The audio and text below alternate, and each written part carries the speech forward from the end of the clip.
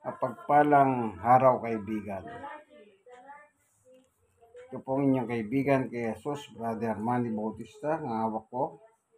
Magandang Balita, Biblia, Catholic Edition. Tignan po natin ang kasulatan dito sa sulat ni Apostol Pablo. Tignan po natin yung deklarasyon niya.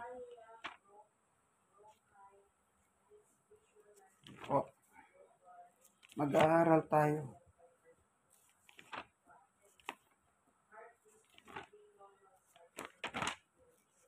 Mag-aaral tayo.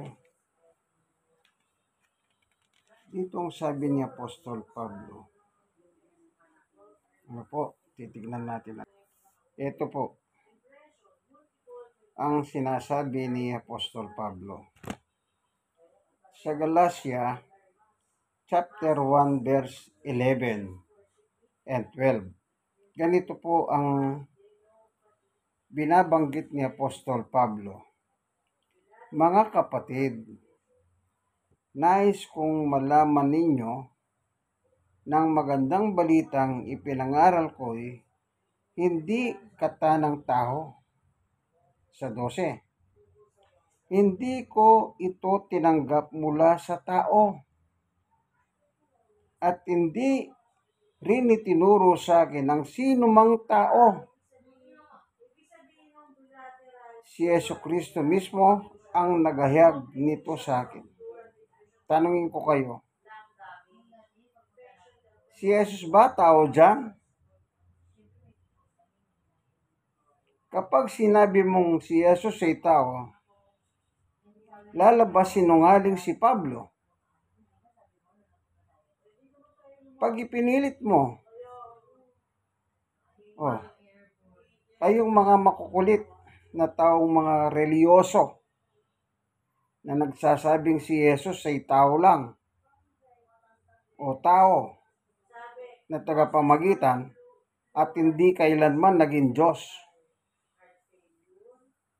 Itong sulat ni Apostol Pablo, si Pablo, apostol ni Jesus. Ang sabi ni Apostol Pablo, ulitin ko, kung may Biblia po kayo, kayong mga nagtuturong si Jesus ay tao, hindi Diyos. Basahin ninyo yung hawak niyong Biblia ngayon. Kung hindi kayo pinagbabawalan magbasa ng Biblia. Kung ako tatanungin nyo, magbasa kayo. Kasi sa inyong mga nagsasabing si Jesus ay tao, hindi Diyos, marami na akong napatunayan. Takot kayong umawak ng Biblia, di magbasa pa. Karanasan ko yon, experience ko sa pakikiharap sa inyong mga kasama. Meron pa ako nakainkwentro, isang pastor. Ayaw magbasa. Awak ko ang Biblia ito. Ito nga ayaw kong ito. Basahin mo ako makikinig. Pastor nagbasa ba siya? Nagyayabang lang. Gusto niya yata magpasiklab. Kanya lang, hindi umubra ang kanyang pagpapasiklab. Hindi po pwede ang payabangan. Magbasa ka. Merong isang nagko-comment sa kanila. Nasa kanila daw, hindi naman pinagbabawal. Bakit tayo magbasa? Pastor, ayaw magbasa sa labas. Nangangaral ako. Anong pinababasa niya? Roma 16:16. Binasa ko sa harap niya, sa harap ng ibang tao. Yung Roma 16:16. Basahin ko Namutla. O kayong mga nagsasabing tao si Jesus. Dito pa lang sa sulat ni Pablo, timbawang na kayo. Galacia 1:11-12. Yung aral pala ni Pablo, hindi galing sa tao o katanang tao o hindi tinuro na sino mang tao sa kanya. Kundi ang nagturo sa kanya, sino? Si Jesucristo mismo ang naghahayag nito sa akin. Ipipilit yung tao yan. Basahin natin yung Roma 16:16. Sino ang sumulat doon? Si Pablo. Sino nagsalita dito sa Galacia? Si Pablo. Isang tao yan. Si Pablo na apostol ni Jesus. Ganito ang 16:16 ng Roma. Bago natin babasahin, tayo muna ay mananalangin. Panginoon Diyos, minsan pa samahan mo kami sa aming pag-aaral ng iyong ebanghelyo.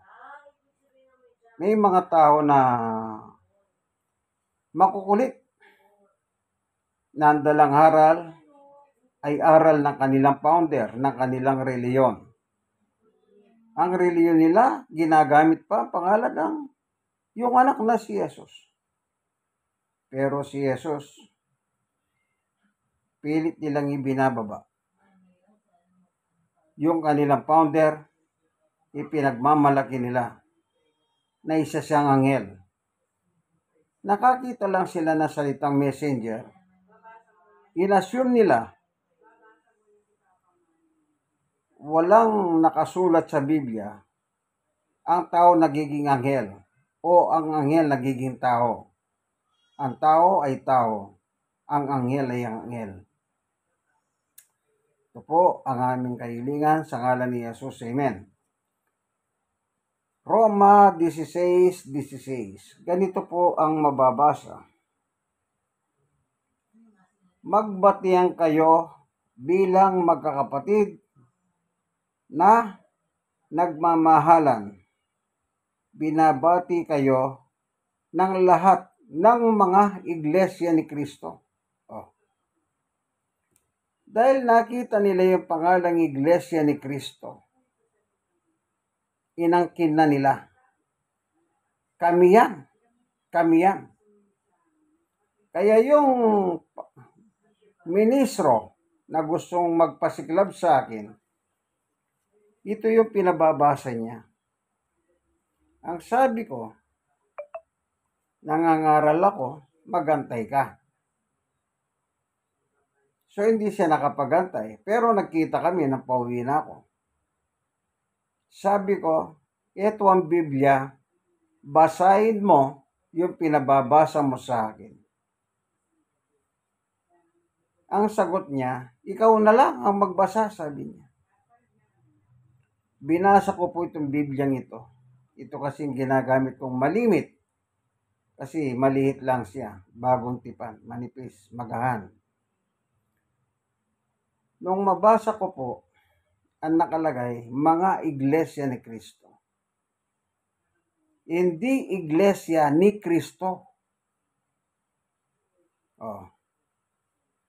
Mga, sabi ko sa kanya, yan ay mga na-convert ni Pablo sa panahon niya.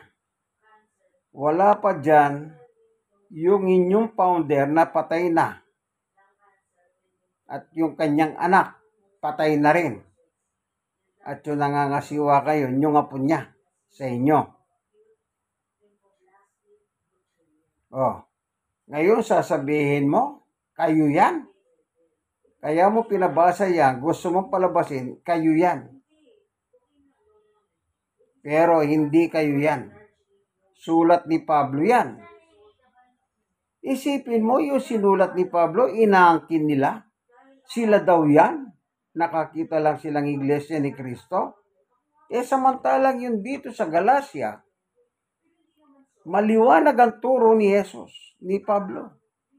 Yung aral niya, hindi tinuro ng tao.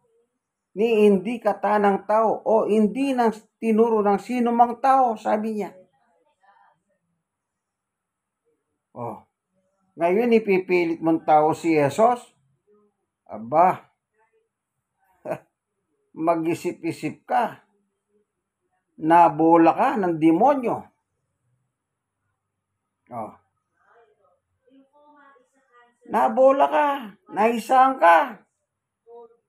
Yung founder ninyong patay, yung anak niya, napatay na rin. Yun ang unang biktima ni Satanas. Kaya yung turo at aral ng inyong mga ministro ay nanggaling doon sa founder ninyo. Ayon sa inyong mga pasugo. Kanino nagmumula yung mga doktrina at sermon na tinuturo ng mga ministro? Ay nagmula. Kanino nagmula? Sa kanilang founder na patay na. Nasa doktrina nyo yan. Maliwanag. Hindi tao nagturo kay Jesus, kay Pablo, kundi ang Panginoong Jesucristo. Lumalabas, hindi tao si Jesucristo. Siyang sumulat ng Roma 16, Galacia 1:12, 11:12 si Pablo. Inaangkin ninyo ito, Roma 16:16, kayo yan. Pero nilalabanan nyo si Pablo pagdating sa Galacia. Hindi nyo tanggap ang kanyang aral. Sino naman si Pablo? Tignan natin dito sa Timoteo.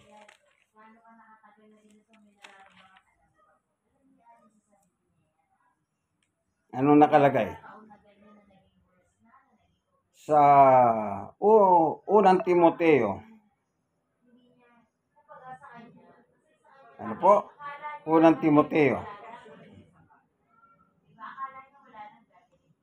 Dito sa chapter 2, verse 7. Si Pablo na naman ang sumusulat. Dahil dito ako'y pinili upang maging mangangaral, apostol at tagapagturo ng pananampalataya at katotohanan para sa mga hentil. Totoo ang sinasabi ko at hindi ako nagsisinungaling. Sino si Pablo? Maliwanag, pinili siya upang mangaral, upang maging mangangaral at apostol at tagapagturo ng pananampalataya at katotohanan para sa mga hentil. Tayong mga Pilipino, hentil tayo. Ako, hentil ako. Naniniwala ako kay Pablo. Naniniwala ako na yung turo niya hindi galing sa tao, kundi kay Jesus.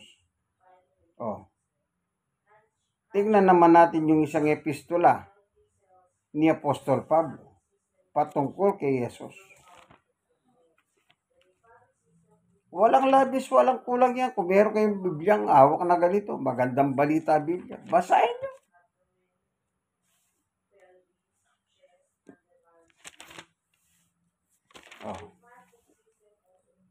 Pilipos chapter 2, verse 5. Naway magkaroon kayo ng kaisipan tulad ng kay Kristo Jesus. Verse 6. Kahit taglay niya ang kalikasan ng Diyos. Taglay niya ang kalikasan ng Diyos. Ito muna ako ron. Ang tanong, ano ang kalikasan ng Diyos? Ayon kay Pablo, si Pablo pa rin. Pansinin nyo, hininto ko lang muna dito sa Pilipos 2:6. Punta muna tayo sa Kolosas. Si Pablo rin na sumulat. 1:19 ng Kolosas.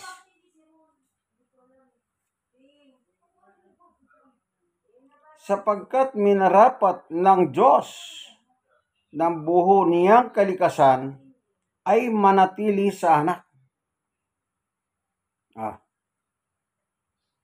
Minarapat ng Diyos. So, ang Diyos ang nagsasabi rito na yung kanyang buong kalikasan ay, anong sabi? Anong sabi? Manatili sa anak kay Jesus. Ito binasa ko. Kay ministro. Ang tanong ko, ganito. Ano ang kalikasan ng Diyos? Diyos o tao? Ang bilis niya sumagot. Diyos. Sagot ko sa kanya, tandahan mo ang sagot mo. Naririnig ng mga nakapaligid sa amin. Ang sagot mo, Diyos. Binasa ko ito. Hindi niya sukat akalain, mayroon nakasulat dito. Colosas 1:19. Sabi mo, ang kalikasan ng Diyos ay Diyos. Ano nakalagay? Basahin ko sa iyo para sa iyong kabatiran. 1:19 ng Colosas. Sapagkat minarapat ng Diyos na ang buo niyang kalikasan ay manatili sa anak. Yan. Kung ganon pala, Diyos si Jesus. Taglay niya kalikasan ng Diyos. Pero nagpuputak na ngayon ng ministrong walang alam na yan. Kung ano nang pinagsasabi, pinagtutulakan pa akong, ginaganyan-ganyan pa ako. Sabi ko, huwag mong pagtulakan.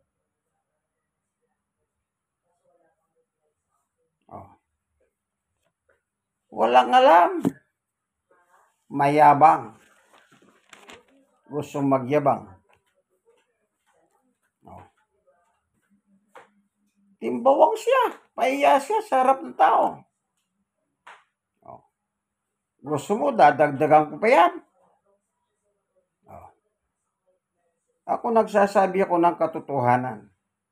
Kung ikaw na nagsasabing naninira ako, ikaw naman na nakakalat yan. Magbasa ka. Alam ko, paniwala mo tao, si Jesus. Pero nakatala sa Biblia, hindi siya tao. Taglay niya, kalikasan ng Diyos.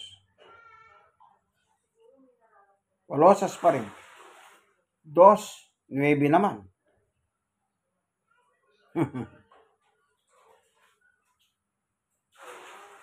Sapagkat ang buong kalikasan ng Diyos ay naki Kristo sa kanyang pagiging tao.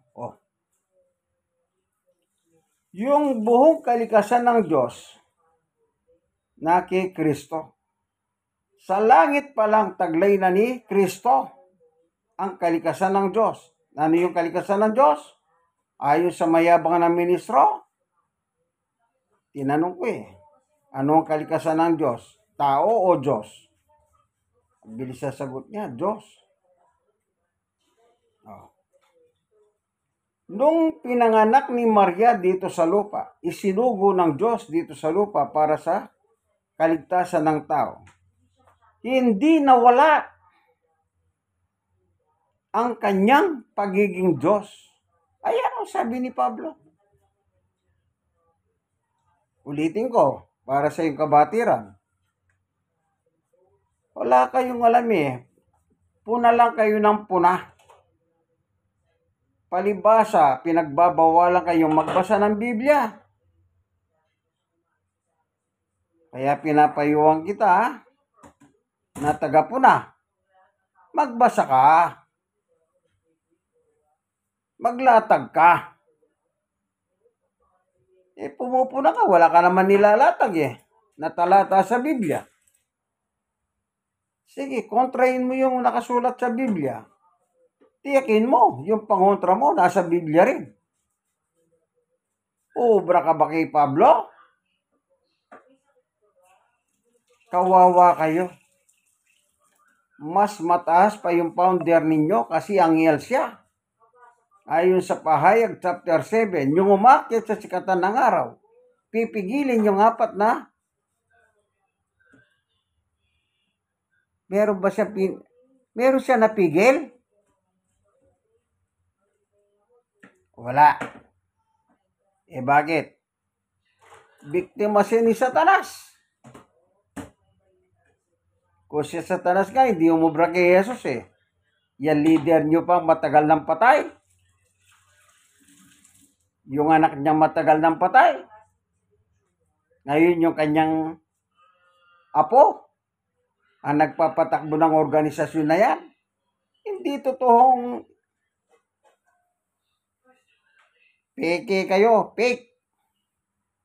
Antikristo kayo. Kinakalaban ninyo si Kristo. Sipin nyo, pinipilit yung tao si Jesus. Yung founder nyo, pinipilit nyo. Anghel? O sino bang mataas sa dalawa? Anghel o tao? Siyempre, mataas yung anghel. Di yun na lang asambay ninyo. Total, mataas naman yun. Ikaw na pumupuna. Nagmamagaling ka rin. Pero may nalalatag ka bang talata ng Biblia? Wala. Ano ka meron? Wala kang pinagkaiba doon kay Butete na mayabang. Maliwanag ang 2 talata na sinabi na naman ni Pablo sa Colosas. Tututulan mo ba yan? Dinalabanan mo ng Diyos. Aral ni Jesus galing sa Diyos. Aral ni Pablo galing kay Jesus. Kukontrahin mo si Pablo, kinontra mo si Jesus, kinontra mo pa ang Diyos. Ngayon ka sa kapupunta. Hindi ba may impyerno ka ngayon? Pag namatay ka? Yan ang problema sa inyo. Mga uto-uto, mga nahuto ni Satanas. Alam nyo, ako wala personalan. Kung ako sa inyo, tumiwalag na kayo dyan. Huwag nyo nang hintayin tiwalag kayo. Kayo na mismo itiwalag nyo yung sarili nyo. Ang daming mga born again Christian dyan. Doon kayo sumali. Na pinatutunayan nila si Jesus ay Diyos. Isipin mo, tagapagligtas mo, tao. Hallelujah. May liligtas ka ba ng tao? Madadala ka ba sa langit ng tao? Kung tao si Jesus, lalabas ang kanyang tatay sa langit, tao rin.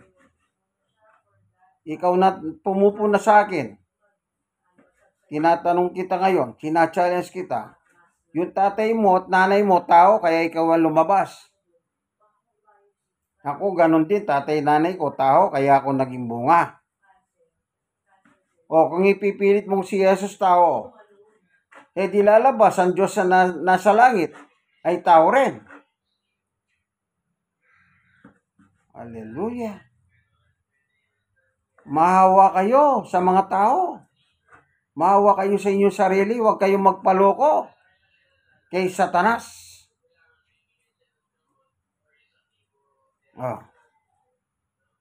Huwag kayong magpaloko.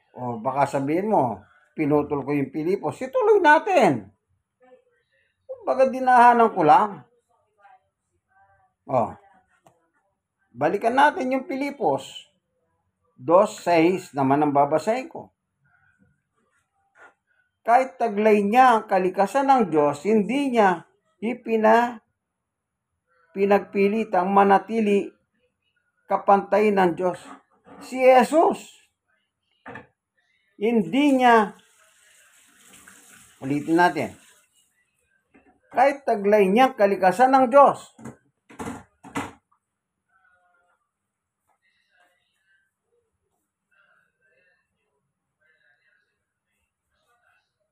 hindi niya pinagpilitan manatiling kapantay ng Diyos.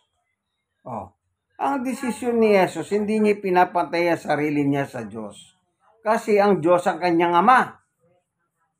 Siyempre, sa dalawa, tatay at anak. Hindi mo pwedeng pantayin ang yung tatay. Mananatiling ang tatay mo ay tatay mo, anak ka, anak ka.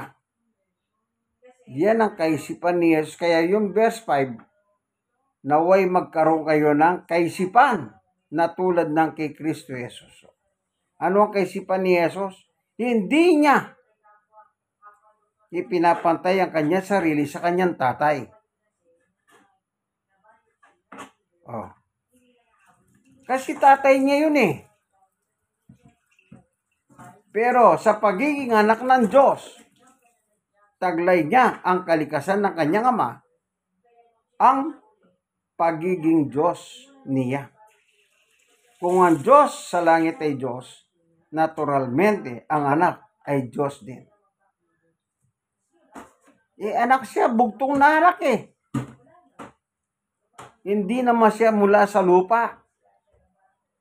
Ako, ikaw, tayong lahat, galing tayo sa lupa. Pero si Jesus, wala kang mababasa na si Jesus nilikha sa lupa, o buhangin ng lupa, o alabok ng lupa. Oh. Tayo, pag namatay tayo, babalik tayo sa lupa. Kagaya na sinabi ng Diyos kay Adan sa chapter 3 ng Genesis, na magkasala sila ni Eva.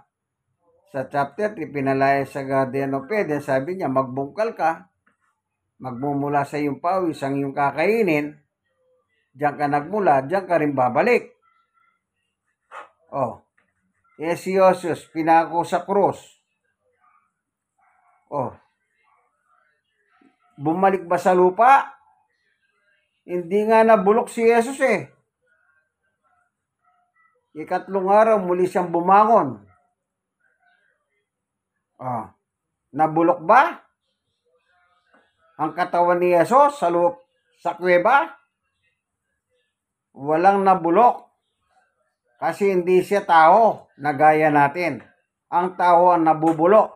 Pag namatay ka, ikaw na mga nagiging pakialamero na wala ka naman ding alam, sigurado pag namatay ka, babalik ka sa lupa. Gaya na sinabi ng Diyos kay Adan. Pero si Jesus, dahil hindi tao, hindi nagbalik sa lupa si Jesus nang siya ay mamatay sa ibabaw ng krus. Oh, hindi ba nang magpunta sila Magdalena doon? Anong sabi niya?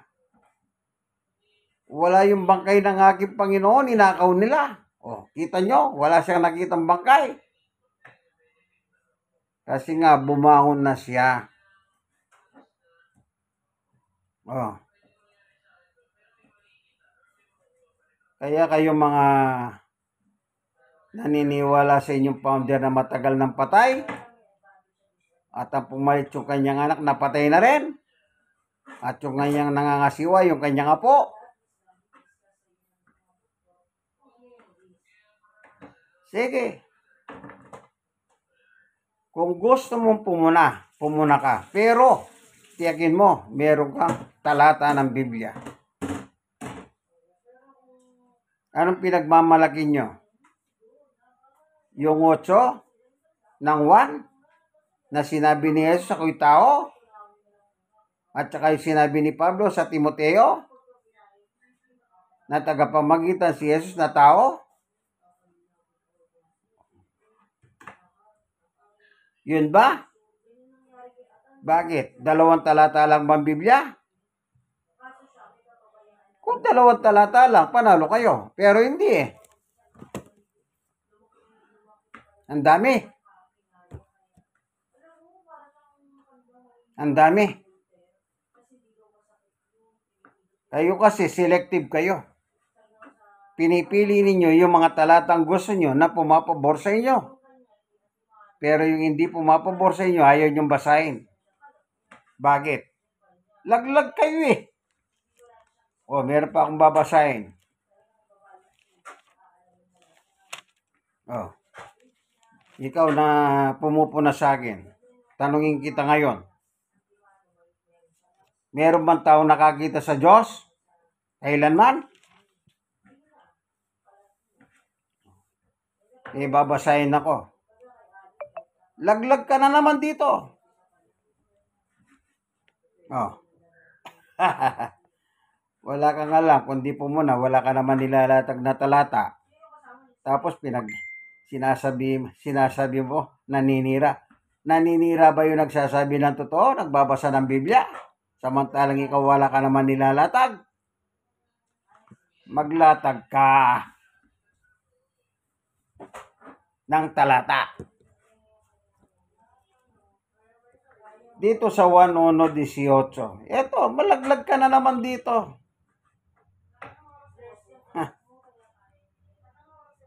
Sabagay, wala naman akong magagawa kahit anong gusto mo eh. Hindi ko naman sinabi sa yung paniwalaan mo ko. Eh bakit? Malaking dagok sa iyo yun kung maniniwala ka sa akin. Kasi nagbabasa ako. Walang labis, walang kulang, walang putol, walang dagdag. Pero kung ako sa iyo, maniwala ka. Kasi binabasa ko naman ang Biblia. Huwag kang maniwala sa akin kasi kagaya mo kong tao. Paniwalaan mo yung sulat na binabasa ko. Anong nakalagay sa 1:18? Kailan may wala pang taong nakakita sa Diyos. O, kita mo? Kailanman. Walang nakakita. Tao. O, kaya tanong ko sa iyo, meron bang taong nakakita sa Diyos?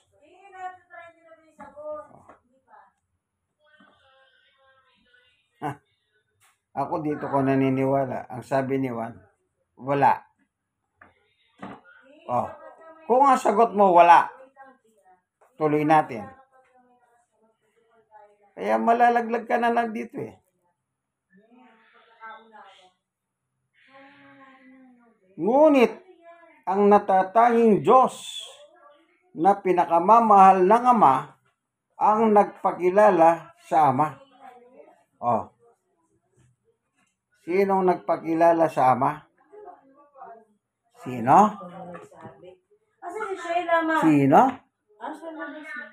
Si Jesus, yung anak. Yung anak. Si Jesus. Siyang nakakita.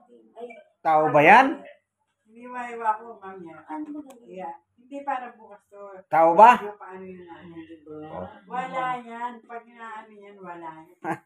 Sana dumating ang panahon bago ka mamatay. Sige, pagka magbago ka ng pananampalataya mo. Hindi kita kapatid sa pananampalataya, hindi rin kita kaibigan. Pero hindi kita kahaway. Kung gusto mo pumuna, maglatag ka ng talata. Tignan natin. Baka meron kang, palagay ko wala ka rin magagawa. Wala ka rin magagawa. Kasi, kailangan sanggayin mo muna yung talata ng Biblia na binasa ko. Salamat, Panginoon Diyos, sa katotohanan na binahagi mo po sa pagkakataon na ito. Napakaliwanag ng itinuro mo po sa amin. Na ang iyong pagiging Diyos ay taglay ng iyong anak hanggang naging tao siya. Hindi nawala ang kanyang pagiging Diyos kasi anak mo po siya, ang aming Panginoong Yesus at haring darating na aming tagapagligtas. I-bless mo po ngayon ang bawat isa, Panginoong Diyos, at itong tagapuna, baguhin mo siya. Hallelujah. Maraming salamat po. I-bless mo po yung mga may sakit. Pagalingin mo po. Kung meron po namang kabigatan sa buhay yung paghahanin. Hallelujah. Maraming salamat po. Ito pong inyong kaibigan kay Jesus, Brother Manny Bautista. Nasa programa kayong ang tunay na pagbubunyag ng katotohanan, no? Magandang Balita, Biblia, Catholic Edition. Maraming salamat po. God bless us all. Bye!